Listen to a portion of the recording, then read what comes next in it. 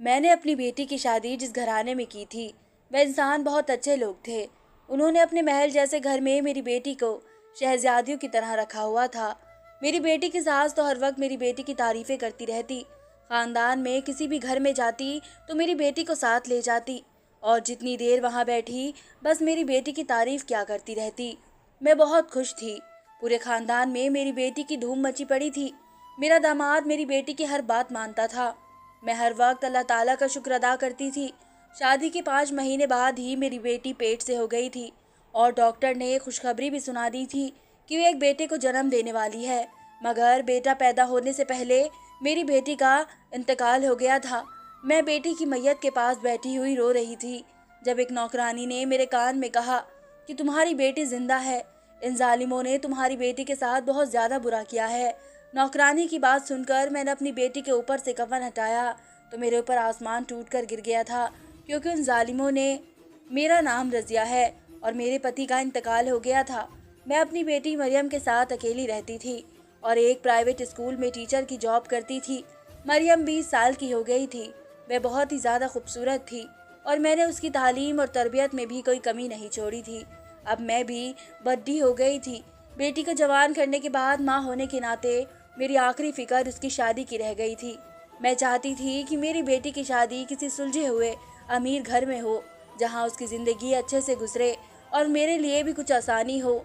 मैंने कुछ दोस्त और अपने टीचर्स को कह दिया था कि मेरी बेटी के लिए कोई अच्छा सा रिश्ता नज़र आए तो मुझे ज़रूर बताना। कुछ दिनों बाद मैं स्कूल में बैठी बच्चों के टेस्ट चेक कर रही थी। मेरे साथ काम करने वाली एक टीचर अनहम मेरे पास आ गई और मुझे बताने लगी थी उसकी बहन अपने बेटे के लिए रिश्ता ढूंढ रही है। खानदान बहुत अच्छा है, लड़का इकलौता है और एक बहुत बड़ी कंपनी में जॉब करता है। मैंने तो तुम्हारी बेटी का रिश्ता यहाँ पर करवाना है। टीचर अनम ने बहुत अच्छे से कहा था। वैसे भी वो मेरी दोस्त थी, इसलिए मैंने उसकी बात मानकर लड़के वालों को घर पर आने की दावत दे दी थी। उस दिन मेरे दिल को इत्मीनान हुआ कि अब मेरी फिक्र खत्म हो जाएगी और मेरी बेटी भी ऐश करेगी। कुछ दिन बाद लड़के की माँ और उसकी बेटी मेरे घर मेरी बेटी को देखने के लिए आए तो वह अच्छे से लगे हुए थे। वह मेरी बेटी को देखकर बहुत ज़्यादा खुश हो गए थे और उन्होंने मुझे हाँ करवा कर ही दम लिया था। मुझे वह लोग बहुत सुलझे हुए खानदानी लगे थे। मैं अपनी बेटी के नसीब खुलते हुए देखकर खुश हो गई थी। लड़के वालों ने जल्दी शादी करने के लिए कहा था। इस पर मुझे कुछ भी एतराज़ नहीं था। चंद मुलाकातों में ही मैं लड़कों को भी देख ली थी जो कि मुझे बहुत पसंद आया था। लड़के का बाप की मौत हो चुकी थी, माँ और एक छोटी बहन ही थी और दूसरा ये कि वह मेरी दोस्त टीचर का भांजा भी था। इसलिए मुझे इत्मीनान था कि मेरी बेटी खुश रहेगी। मैं दिन रात लगाकर अपनी ज़िंदगी की जमा पूंजी से बेटी की शादी की तैयारी शुरू कर दी और शादी करने में कोई कसर नहीं छोड़ी। उसे सब कुछ जो मैं दे सकती थी मैंने उसे दुआओं के साथ उसे विदा कर दिया था। शादी के बाद मेरी बेटी 2-3 बार मायके आई तो उसके चेहरे पर एक अच्छी सी खुशी और सुकून था। मेरी बेटी का कहना था कि उसकी सास उसकी बहुत ज़्यादा तारीफ करती थी। घर का कोई काम नहीं करने देती है, जहाँ भी जाती है उसे साथ लेकर जाती है। मेरी बेटी की इजाज़त के बिना कोई काम नहीं करता है और मेरा दामाद भी मेरी बेटी से बहुत ज़्यादा मोहब्बत करता है। मैं बेटी की बात सुनकर बहुत ज़्यादा खुश हुई थी। मेरी बेटी की शादी अमीर घर में हुई है, लेकिन कुछ महीनों बाद वह पेट से हुई तो उसने मुझे ये खबर सुनाकर बेचैन कर दिया था कि वह अपनी सास के साथ गांव में रहने जा रही है, क्योंकि उसका पति काम के सिलसिले में मुल्क से बाहर जा रहा है और अब मेरी बेटी और उसकी सास गांव वाली हवेली में रहेगी। मैं अपनी बेटी की जुदाई का सुनकर बहुत ज़्यादा उदास हो गई थी। मैं दिल पर पत्थर रख कर उससे मिलने गई और वह भी मुझसे मिलकर खुशी खुशी सास के साथ गाँव चली गई थी। शुरू शुरू में तो उसके जाने पर मुझे बहुत ज़्यादा मायूसी सी महसूस हुई थी, लेकिन वह रोज़ मुझे अपनी खैरियत दे देती थी तो मैं भी इत्मीनान से होकर बैठ जाती थी। ऐसे ही 5 महीने गुजर गए थे। फिर एक दिन उसने मुझे खुशखबरी भी सुनाई, एक बेटे को जन्म देने वाली है और बहुत जल्द वापस गांव आ जाएगी। मैं उसकी बात सुनकर बहुत ज़्यादा खुश हुई थी, लेकिन उसके बाद उसने मुझे फ़ोन नहीं किया था। एक दिन मेरी बेटी के ससुराल से अचानक फ़ोन आया कि अचानक उसकी तबीयत खराब होने की वजह से मरियम का इंतकाल हो चुका है। मेरे लिए ये खबर किसी बड़े तूफान से कम नहीं थी। इस जानलेवा खबर ने तो मेरी कमर ही तोड़ कर रख दी थी।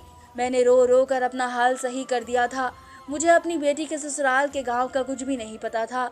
मैंने अपनी दोस्त अनम को कॉल की तो उसने मुझे बताया कि वह भी गांव जा रही है, वह मुझे साथ लेकर चली जाएगी। सारा रास्ता मैं अपनी बेटी के गम में रो रो कर बुरा हाल कर रही थी। इस सफ़र को तय करने के बाद मैं अपनी बेटी के गांव में पहुंची। इस दौरान मैंने अपनी बेटी की ससुराल वालों से मिन्नतें की थी कि मेरा आने से पहले मेरी बेटी को दफनाना न जाए, क्योंकि मैं उसे आखिरी बार देखना चाहती थी। और जब मैं अपनी बेटी के ससुराल पहुंची तो घर में बहुत सारे लोग थे, लेकिन ये बात बहुत अजीब थी कि मेरी बेटी को उन्होंने एक अलग कमरे में नई चारपाई पर रखा हुआ था। मैं रोते हुए अपनी बेटी के गले लग गई और दहाड़े मार मार कर रोने लगी थी। पति की वफात के बाद बेटी ही जिंदगी का जीने का सहारा थी, और वह सहारा भी आज छिन गया था। कुछ देर बाद कुछ औरतें कमरे में आई और मुझे कहने लगी कि अब जनाजे का वक्त होने वाला है, आप बाहर आ जाओ, मर्द अंदर जाकर मैयत को उठाकर ले जाएंगे। लेकिन इस दौरान एक अजीब सा वाक्य हुआ। एक नौकरानी मुझे पानी पिलाने के लिए मेरे करीब हुई और उसने मुझे कहा कि मैं थोड़ी देर के लिए औरतों को निकाल जाने के लिए कहूँ तो मुझे मेरी बेटी के बारे में कुछ बताएगी। यह सुनकर मैं बेचैन हो गई थी और मैं उन औरतों से दरखास्त की कुछ देर के लिए मेरी बेटी को उस कमरे में अकेला छोड़ दिया जाए। वैसे भी अभी मेरे लिए हमेशा हमेशा के लिए छोड़ कर जा रही है, मैं कुछ वक्त अकेला बिताना चाहती हूँ। मेरी बेटी की सास ने सब औरतों को कमरे से निकाल कर बस एक नौकरानी को कमरे में छोड़ दिया था। मैं फिर एक बार अपनी बेटी से लिपट कर रोने लगी थी। मुझे महसूस हुआ कि जैसे मेरी बेटी की मौत नहीं आई है, उसे ज़बरदस्ती किसी ने मारा है और उसके बारे में शायद नौकरानी मुझे बताना चाहती है। और फिर दौड़ कर मेरे पास आई। उसने मेरे कान में कहा कि मेरी बेटी जिंदा है। मैंने उसकी तरफ देखा कि ऐसे कैसे हो सकता है। तब उसने कहा कि खुद ही देख कर यकीन कर लो। मैंने फौरन बेटी का कफन हटाया तो मुझे महसूस हुआ कि मेरी बेटी की सांसें चल रही है। अलबत्ता उसे ऐसी कोई जहरीली चीज़ खिलाई गई थी जिसके उसके होठ और सारा जिस्म नीला पड़ गया था। नौकरानी झूठ नहीं बोल रही थी, मेरी बेटी सच में जिंदा थी, लेकिन उसे जल्द से जल्द डॉक्टर के पास ले जाने की ज़रूरत थी। मैंने नौकरानी के सामने हाथ जोड़े कि वे मेरी मदद करे, इसके बदले में उसे मुंह मांगी कीमत देने के लिए तैयार हूँ। तो उसने एकदम हामी भर ली और वादा किया कि वह मेरा पूरा साथ देगी। मैंने अपने पति की आखिरी निशानी के सोने के कंगन फौरन उस नौकरानी के हाथ में रख दिए और जल्दी से अपनी चादर उतार कर नौकरानी को दे दी, ताकि वह मेरी बेटी को एक चादर पहनकर किसी भी तरीके से यहाँ से ले जाए। नौकरानी ने मेरे मोबाइल से अपने पति से भी मदद मांगी और बहुत ही मुश्किल से मेरी बेटी को दूसरे दरवाजे से निकाल कर ले गई थी। मैं बेटी का कफन खुद ओढ़ कर लेट गई थी, क्योंकि मुझे अब सच का पता लगाना था कि मेरी बेटी के साथ आखिर ये क्यों जुल्म हुआ था। नौकरानी ने समझदारी से मेरा चेहरा कफन में ढक दिया था और थोड़ी देर बाद सबको बुलाकर कहा कि मरियम की माँ अपनी बेटी को आखिरी दफ़ा देखकर पिछले दरवाजे से ही चली गई है और कह गई है कि आज से मेरा इस खानदान से कोई ताल्लुक नहीं रहा है और मेरी बेटी को यहीं पर दफन कर दिया जाए। नौकरानी की बात सुनकर गांव की औरतें मुझे बुरा बुरा कह रही थी और मेरी बेटी के साथ मुझे बहुत बुरे बुरे लफ्ज़ों से कहने लगी थी। मैं उनकी ज़बान से अपने लिए बुरे बुरे शब्द सुनकर हैरत में पड़ गई थी। वह मुझे बहुत बुरा भला कह रही थी और मैं कफन में ही छुपी रही थी। कुछ देर बाद कुछ मर्द लोग आए और जनाजे की चारपाई को उठाकर ले गए थे। मैं यहाँ पर अपनी ज़िंदगी की सबसे बड़ी आजमाइश को देख रही थी और बहुत ही हिम्मत और हौसले के साथ सब कुछ हो रहा था। इस तरह इम्तिहान को तो एक माह पास कर सकती थी, पर मैंने बहुत ही हौसले से सब कुछ कर कर दिखाया था। अब मेरा जनाजा पढ़ा गया और मुझे कब्र की गहराई में उतारा गया और मैं सब कुछ सुनती देखती बर्दाश्त करती रही और मेरी कब्र को बंद कर कच्ची मिट्टी का लेप लगाया तो डर और खौफ से दिन मुझे अपनी सांस बंद होती हुई महसूस हुई थी। मैं दिल ही दिल में दुआएं करती रही कि जल्द से जल्द इस मुसीबत से बाहर आ जाऊं। जब सब लोग वहां से चले गए तो वह फिर वही नौकरानी जो मेरी बेटी को लेकर गई थी वह चुपके से वहां पर आ गई। उसने जल्दी जल्दी मुझे बाहर निकाल लिया और हम दोनों ने मिलकर दोबारा से कब्र को पहले की तरह बंद कर दिया था। मैंने उसका शुक्रिया अदा किया और फौरन अपनी बेटी से मिलने की ख्वाहिश जाहिर की, जिस पर वह मुझे अपने साथ गांव से दूर घर पर लेकर आ गई थी, जहां पर एक झोपड़ी में मेरी बेटी को उसने सबसे छुपा कर महफूज रखा हुआ था। मैंने नौकरानी का शुक्र अदा किया और बेटी की जान बच जाने पर ऊपर वाले का शुक्र अदा किया। यहाँ मैं नौकरानी से सारी कहानी पूछी कि मेरी बेटी के साथ यहाँ पर क्या हुआ है, जिस पर उसने मुझे बताया कि मैं उनके घर में नौकरानी हूँ। तुम्हारी बेटी की सास वैसे तो तुम्हारी बेटी की तारीफ किए बिना नहीं रुकती, लेकिन मैं उसे इसके खाने में थोड़ा थोड़ा जहर मिला कर देती है। मैं पहले समझ नहीं सकी थी, लेकिन जैसे जैसे तुम्हारी बेटी की तबीयत खराब हुई उसने अपना बच्चा भी इस दौरान खो दिया था और फिर मुझे अंदाज़ा हो गया था कि उसके बच्चे को जानबूझकर मारा गया है और अब ये तुम्हारी बेटी की भी जान लेना चाहते थे। फिर एक दिन मालकिन ने मुझे एक जहरीले जड़ी बूटी शरबत में मिला कर दी और कहा कि मरियम को देकर आ जाओ और उसे कहो कि ये दवा पी ले। मैं वह शरबत आधे से ज़्यादा गिरा चुकी थी, लेकिन फिर मालकिन ने मुझे देख लिया और मैं आखिरी 2 घूंट मरियम को पिला गई, जिससे उसकी धड़कनें रुक गई थी और जिस्म नीला पड़ने लगा था और देखने वालों को ऐसा लगा कि जैसे वह मर गई है, लेकिन वह हकीकत में जिंदा है और जल्द ठीक हो जाएगी। उस नौकरानी की पूरी बात सुनकर मैं तो सकते में आ गई थी। ये कौन लोग हैं? उनको मेरी बेटी से क्या दुश्मनी हो सकती है, जिसके बदले में उन्होंने मेरी बेटी को इतनी ज़्यादा तकलीफ दी, यहाँ तक उसका बच्चा भी मार दिया, यहाँ तक कि बच्चा तो उसकी औलाद थी। फिर मैंने सवाल किया और इन सवालों के जवाब मेरी बेटी ही दे सकती थी, जो मेरे सामने जिंदगी और मौत की कशमकश में पड़ी हुई थी। थोड़े दिनों तक हम उसी घर में छुपे रहे थे। उस दौरान नौकरानी आती और मेरी बेटी का इलाज करती, जिससे उसकी तबीयत ठीक हो रही थी, और साथ में वह नौकरानी मुझे दुनिया की खबरें भी बताती थी। जैसे कि मेरे दामाद को अपनी बीवी की न्यूज़ दे दी गई थी, वह वापस आया था। दूसरी तरफ मेरी बेटी ने उठना बैठना शुरू कर दिया था। जब वह ज़्यादा बेहतर हो गई तो मैंने अपनी बेटी को सारी कहानी सुनाई, जिसे सुनकर उसे भी यकीन नहीं आ रहा था। फिर उसने बताया कि मेरे ससुराल वालों ने कभी भी उसके सामने बुरा रवैया नहीं रखा है, बल्कि उन्होंने तो मुझे शहजादियों की तरह रखा था। लेकिन आज उनकी इस हरकत के पीछे क्या वजह थी, मैंने उनसे ज़्यादा पूछना ठीक नहीं समझा, क्योंकि अभी मैं पूरी तरीके से ठीक भी नहीं हो पाई थी। कुछ हफ्ते बाद मैं उसे लेकर रात के अंधेरे में अपने घर वापस आ गई थी, और यहाँ आकर भी किसी को नहीं बताया था कि मेरी बेटी मरियम जिंदा और सलामत है, क्योंकि मैं इस बात को किसी को भी पता नहीं चलने दे सकती थी। एक दिन मैं घर का कोई सामान लेने बाहर गई, तो वहाँ से वापसी पर मैं अपनी बेटी के सूट लेने बाजार चली गई।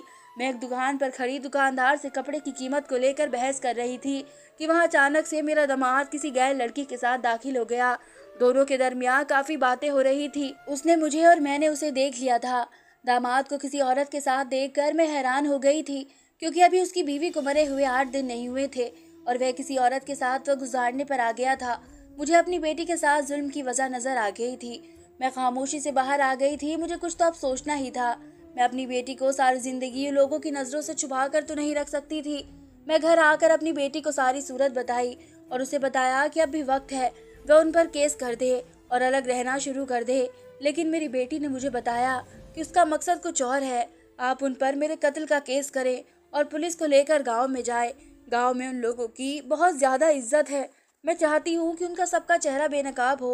मुझे अपनी बेटी की बात अच्छी लगी थी और मैं थाने गई थी। मेरा दिल बहुत ज़्यादा घबरा रहा था। शुक्र है कि वहाँ पर एक लेडी पुलिस ऑफिसर मेरी जानने वाली निकल आई थी। दरअसल उनका बच्चा मेरी ही क्लास में पढ़ता था और मैंने ही अपनी बेटी का केस दर्ज करा दिया था। अगले दिन पुलिस ने अपनी कार्यवाही शुरू की और गांव जाकर तफ्तीश करी, जिस पर ज़्यादातर लोगों ने यही बयान दिया कि मेरी बेटी का ससुराल वाला अच्छा घर है। मैं पुलिस से खबर खुदने और पोस्टमार्टम के लिए कहा, जिसे सुनकर मेरी दोस्त सनम और उसकी बहन के हाथों के तो तोते ही उड़ गए थे और वे फौरन मेरी जी हजूरी करने लगे थे कि तुम्हारी बेटी को हमने नहीं मारा है, वे अपनी ससुराल में खुश थी और अपनी ही मौत मरी है। लेकिन मेरा दिल अंदर से छन्नी हुआ पड़ा था। मैंने उनकी एक भी नहीं सुनी और पुलिस से कब्र खुदवाने की दरख्वास्त की और यूं ही गांव के लोगों के सामने एक शाम में कब्र को दोबारा से खोला गया। और ये सब देखकर सबकी आंखें फटी की फटी रह गई थी कि अंदर कोई भी इंसान या जिस्म मौजूद नहीं था। ये सब देखकर मेरी बेटी की सांस के छक्के छूट गए थे। लोगों ने वहां पर गवाही दी कि कब्र में जनाजे को हमारे सामने ही उतारा गया था और उसे मुकम्मल तौर पर बंद भी किया गया था। यहाँ ये बात तो साफ जाहिर हो गई थी कि लड़की की मौत नहीं हुई है। घर वाले ज़रूर कुछ छुपा रहे हैं और इसलिए लाश को गायब कर दिया है। पुलिस ने मेरे दामाद और उसकी मां को हिरासत में ले लिया था और उनके खूब शोर मचाने के बावजूद भी उन्हें पुलिस स्टेशन में बंद कर दिया गया था, जहां दिन रात उनकी बहुत ज़्यादा खातिरदारी होती थी। उसके बाद दोनों माँ बेटे ने सच उगल दिया था, जिसे सुनकर मेरे तो होश उड़ गए थे। मेरी बेटी के साथ जो कुछ भी हुआ था वह सब एक इंतकाम था और उस इंतकाम ने एक मर्तबा फिर मुझे मेरी माँ से मिलाकर खड़ा कर दिया था, जिसे पीछा छुड़वा कर मैं घर से भागी थी। आज से कई साल पहले मेरा रिश्ता मेरे बाप ने अपनी मर्जी से तय किया, तो मुझे उस रिश्ते पर एतराज़ था, क्योंकि मैं किसी और लड़के को पसंद करती थी और उसी से शादी करना चाहती थी। लेकिन जिस लड़के को मेरे माँ बाप ने मेरे लिए पसंद किया था वह भी मुझे पसंद करता था। उसका नाम असद था। असद ने मुझसे रिश्ता अपनी मर्जी से कायम किया था। मैंने असद के माँ बाप और बहन भाई को अच्छे से नहीं देखा था। मुझे तो उसमें दिलचस्पी ही नहीं थी। मैं तो किसी और लड़के से शादी करना चाहती थी। मांगने के बाद असद मुझसे मिलने के लिए आने लगा था, लेकिन मैं उसमें कुछ भी दिलचस्पी नहीं लेती थी। वह जब भी मुझसे मिलने के लिए आता तो मैं महंगे महंगे तोहफे लेकर आता, जो उसकी मोहब्बत का सबूत थे। लेकिन मैंने कभी भी उन तोहफों को अहमियत नहीं दी थी और उठाकर फेंक देती थी। आखिरकार हमारी शादी की तारीख तय हो गई और असद का मिलना जुलना मुझे कम हो गया। तो फिर मुझे भी अपने पसंदीदा लड़के के साथ मिलने का मौका मिल गया था। मैंने उसके साथ मिलकर घर से भागने का प्लान बनाया था और बारात वाले दिन मैं घर से भागकर सलीम, जिससे मैं मोहब्बत करती थी, उससे शादी कर ली थी। शादी के बाद मेरे पति ने मुझे इतना खुश रखा कि मैं कभी भी पलटकर अपने घर नहीं जा सकी थी और ना ही कभी उनसे मिलने की कोशिश की थी। एक रोज रोड एक्सीडेंट में सलीम की मौत हो गई थी। सलीम की मौत का होना मेरे लिए बहुत बड़ा सदमा था। उसके बाद भी मैंने अपने माँ बाप की तरफ जाने की हिम्मत नहीं की थी, लेकिन मेरी बेवफाई का सदमा मेरे माँ बाप ने बर्दाश्त कर लिया था। लेकिन असद ये सदमा बर्दाश्त नहीं कर पाया था और उसने जान दे दी थी। उस दिन के बाद से उसके ख़ानदान का वाहिद मकसद मुझे ढूंढना और मुझसे इंतकाम लेना था। इस मकसद के लिए सबसे पहले बार उन्होंने मेरे पति पर किया था, जिसकी मौत को आज तक मैं हादसा समझती रही थी। वह भी एक कत्ल का था जो असद के घराने से सोची समझी साजिश से कराया गया था। उस खानदान को अभी भी सुकून नहीं आया था। उन्होंने दूसरे वार की तैयारी शुरू कर दी थी। जिस स्कूल में मुझे नौकरी मिली थी वहाँ असद की बहन टीचर बनकर आई और जहाँ अनम, जिसे मैं अपनी दोस्त समझती थी, वह मेरी सबसे बड़ी दुश्मन निकली थी।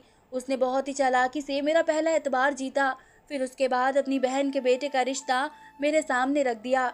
ये सब सारा प्लान असद की बहन, जो मेरी बेटी की सास थी, उसका ही था, जिसका इरादा मेरी बेटी को रास्ते से हटाकर मुझे सारी ज़िंदगी के लिए तड़पना था। लेकिन इससे पहले ही मेरी बेटी पेट से हो गई थी और अल्लाह ताला ने उसकी यहाँ पर भी मदद की थी। फिर उन्हीं की साजिश से मेरी बेटी ने अपना बच्चा खो दिया, जो कि उन्हीं का खून था, लेकिन उसकी जान बच गई। असद ने मेरा कुछ भी इंटरेस्ट नहीं था, इसी वजह से मैं उसके परिवार वालों का भी पता नहीं लगा सकी थी और ना उसकी बहन के बारे में जान पाई थी। अनम असद की बहन थी। शादी से पहले मैं अपने गैर तवज्जो की वजह से उसे देख नहीं पाई थी। जब अनम उसकी बहन थी ये सुन रही थी तो मेरे पैरों तले से ज़मीन निकलती जा रही थी। मैं सोच भी नहीं सकती थी कि इंसान बदले की आग में इतना दरिंदा भी हो सकता है। वह गुनाह जो मैंने किया ही नहीं था, उसकी सज़ा उन औरतों ने मुझे और मेरी बेटी को दी थी। जब लोग वे कहानी सुनकर बस कर चुके थे और उनके पास बताने के लिए कुछ नहीं बचा था, तो मैं अपनी बेटी को घर से बुला लिया और जब वह सबके सामने जिंदा सलामत आई तो सबकी आंखें खुल गई थी। मैंने पुलिस को आगे की कहानी सुनाई कि मैं कैसे जनाजे के वक्त हकीकत का पता चल गया था और मैं अपनी बेटी की जान बचा ले आ गई थी। बेशक उन्होंने मुझे मेरा पति छीन लिया था और अब मेरी बेटी छीनने की कोशिश कर रहे थे। उन सबको ऊपर वाले ने भी दिखा दिया था और दुनिया में तो सज़ा काट ही रहे हैं। ऊपर जो जाकर सज़ा मिली उसका हिसाब अभी बाकी था। 1 साल बाद मैं मरियम की दूसरी शादी कर दी थी। आज वे अपने घर में बहुत ज़्यादा खुश है। वे जब भी मुझसे मिलने के लिए आती है तो उसे देखकर मुझे एक बात याद आ जाती है कि सच ही कहा है किसी ने, मारने वाले से बचाने वाला बड़ा होता है। धन्यवाद दोस्तों।